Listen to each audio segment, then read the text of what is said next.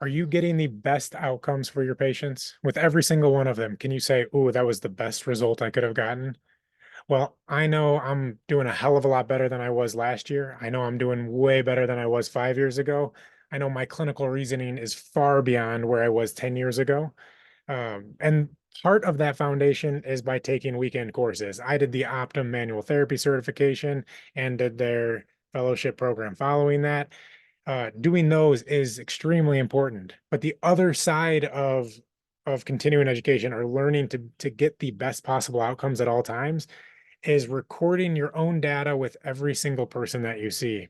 My own strategy with this is when someone comes in and I feel like I didn't have the perfect answer, I make a mental note of that and then I go home and research that topic.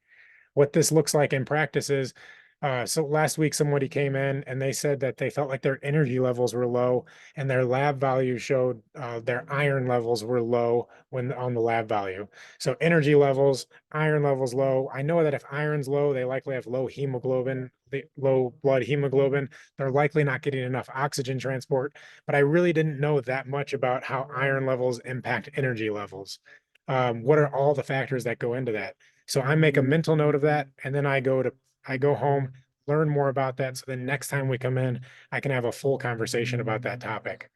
When we do that for the internal systems of the body, we do that for the musculoskeletal system, we do that for the central nervous system.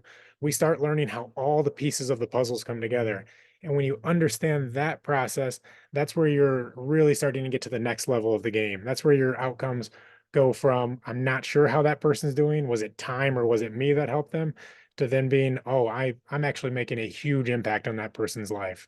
So if you're not getting the best possible outcomes with your people, and this is a constant graduating tier by tier game, I highly recommend using that strategy.